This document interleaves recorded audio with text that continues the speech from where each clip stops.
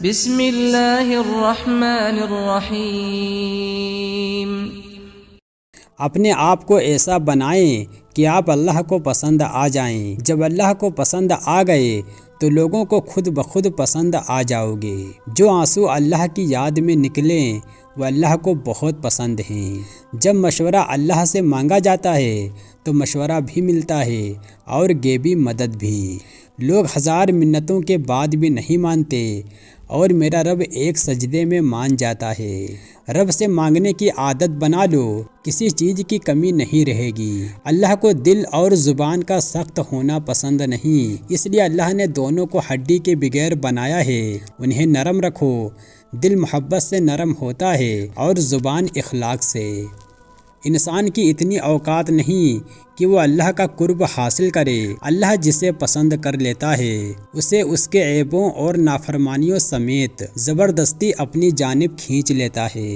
ایک آیت نہیں، ایک سورت نہیں، بلکہ میرے نبی صلی اللہ علیہ وسلم کی تعریف میں سارا قرآن ہے۔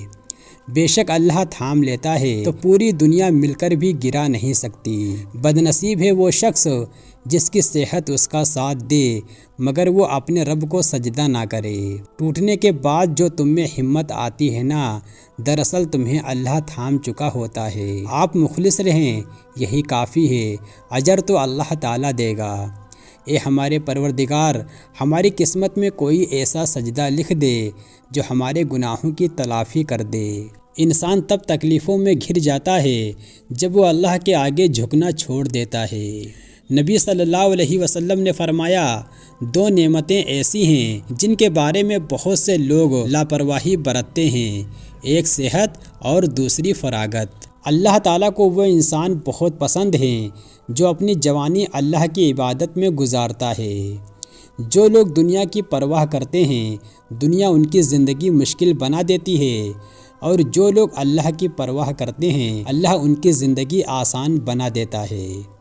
اداسیاں انسان پر تبھی حاوی ہو جاتی ہیں جب وہ اللہ کو چھوڑ کر بندوں کی عبادت کرتا ہے۔ حضرت ابوبکر صدیق رضی اللہ تعالیٰ عنہ نے فرمایا، اللہ کی اطاعت کر کے اس سے ڈرتے رہو۔ جب ساری دنیا منہ پھیر لیتی ہے تو اس وقت بھی اللہ آپ کے ساتھ ہوتا ہے۔ شیخ سعدی رحمۃ اللہ علیہ نے فرمایا، میں پوری زندگی 2 بندوں کو تلاش کرنے پر بھی تلاش نہ کر سکا، ایک وہ جس نے اللہ کے نام پر کچھ دیا ہو اور وہ غریب ہو گیا ہو، دوسرا وہ جس نے ظلم کیا ہو اور اللہ کی پکڑ سے بچ گیا ہو۔ قرآن پاک بار بار کہتا ہے، نا امید نہ ہو، کمزور نہ پڑو، غمگین نہ ہو، اللہ ہر چیز پر قادر ہے۔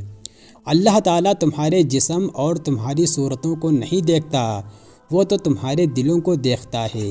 اللہ کی عطاؤں پر الحمدللہ اور اپنی خطاؤں پر استغفر اللہ کہنا اللہ تعالیٰ کو بہت زیادہ پسند ہے۔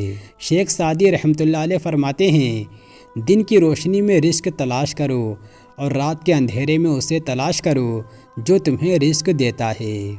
اللہ تعالیٰ نے انسان کو دل دیا ہے لیکن اس کا سکون اپنے پاس رکھا ہے، اور فرمایا، یاد رکھو دل کا سکون صرف اللہ تعالیٰ کی یاد میں ہے۔ جس کے جسم سے روح نکل جائے اس کو مردہ کہتے ہیں، لیکن وہ زندہ بھی مردہ جیسا ہی ہے جس کے دل میں اللہ کی محبت نہیں۔